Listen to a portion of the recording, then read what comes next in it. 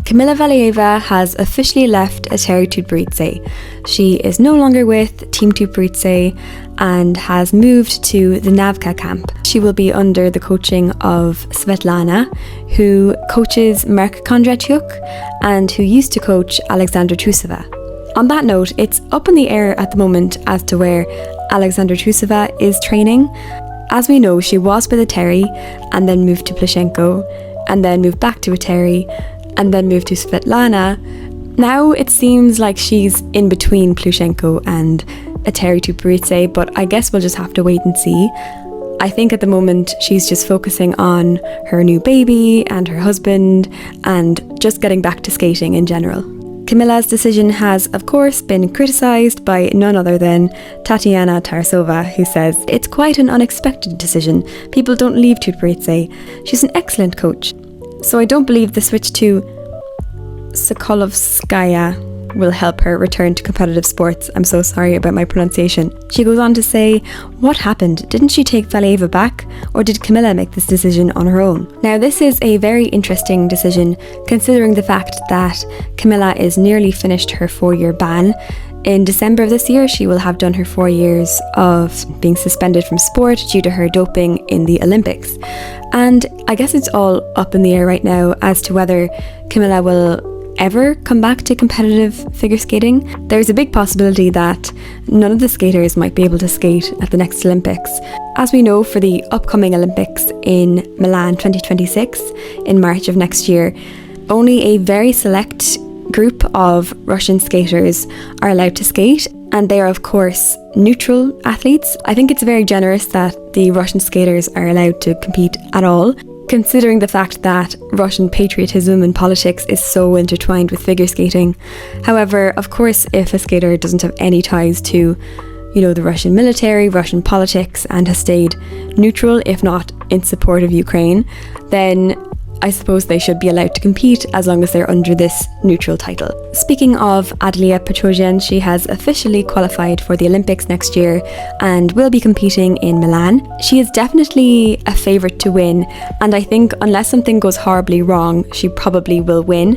I think it won't be a complete sweepstake. I think that it might be quite close. Kaori Sakamoto, along with Leona Hendricks and other skaters that are very well known and very competitive, will be skating against Adelia, so it'll be interesting to see whether she rises to the occasion or falls under the pressure, as we have seen from other skaters in previous years. She has said that she is recovering from an injury and her quads are not going really well for her at the moment, but that she is hoping to have at least one quad at the Olympics. And I will say that she probably will have at least one quad. When we think back to Alexandra Trusova just before the 2022 Olympic Games, she also had an injury and was withholding her quads for quite a while before the actual day, and then she managed to, of course, pull off 5 quads. Interestingly, Kaori Sakamoto actually commented on Adelia Petrosian and said that she didn't attempt quads during the qualifiers, but it's obvious she'll be landing them at the Olympics. I need to prepare myself mentally for what's to come. So I imagine the other skaters are very nervous and anxious to see if Adelia will pull out those quads, because those quad jumps, as long as they're landed and landed well, can bring up your mark substantially, and so she could score very, very high if she has 1, 2, maybe even 3 quad jumps. I have to say, I really do like Adelia's short program.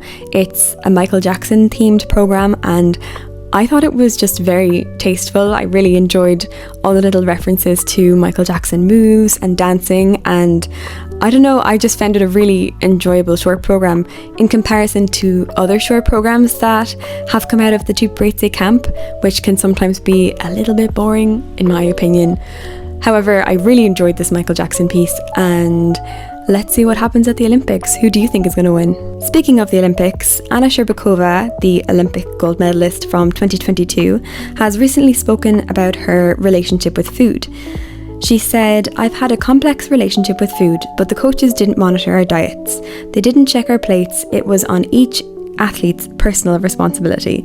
And this is really interesting to hear because, of course, in figure skating, there has been a big discussion about food and weight and the pressure to have a very small body. and coaches sometimes can pressure skaters into maintaining a very small body as it helps them with their jumps, and this is of course very unhealthy. But it's interesting that Anna Shcherbakova commented on this at all, because oftentimes the skaters don't tend to comment on it. She did say, "I've had a complex relationship with food, always searching for the perfect balance. The most important thing was maintaining weight, both during my competitive career and even in the year or two afterward. I'm still constantly searching for that perfect balance, figuring out how to enjoy something tasty while staying disciplined and maintaining good form to compete."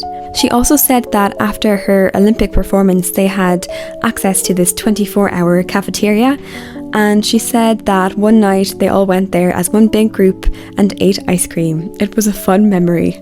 I found it very interesting that Anna Shcherbakova would give this interview talking about food and body image, and also the fact that she mentions that in the year or two after her competitive career, she still was struggling with food.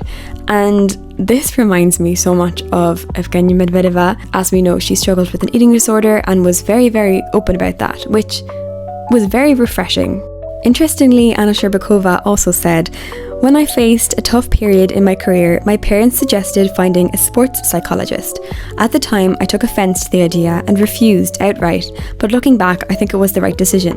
As we know, there have been several skaters who have dealt with eating disorders, such as Evgenia Medvedeva, who has been very open about her struggle, along with Amber Glynn, and many others who have all been very open about their experience. And interestingly, Alexandra Trusova has also recently commented on this topic.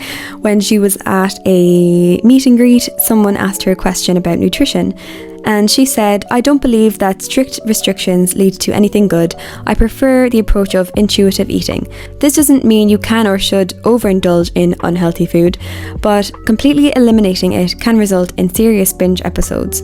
Balance is key here." As we know, Sasha Trusova has recently given birth, which to me is just crazy to think about. When I think of Alexandra Trusova, I think of this teenage girl at the Olympics.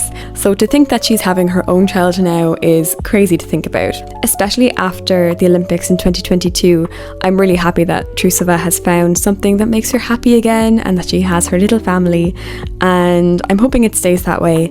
I do hope she returns to skating, as I do miss seeing her on the ice, but for now I think she should just relax and be happy with her baby and her family, and definitely not rush into getting back on the ice. So what was your reaction to Trusova having a baby? Who do you think is going to win the Olympics in Milan? Do you think it will be Adelia Petrosian? And what do you think about Kamila Valieva moving coaches and finally leaving Eteri Tutberidze? Let me know in the comments, and thanks for watching.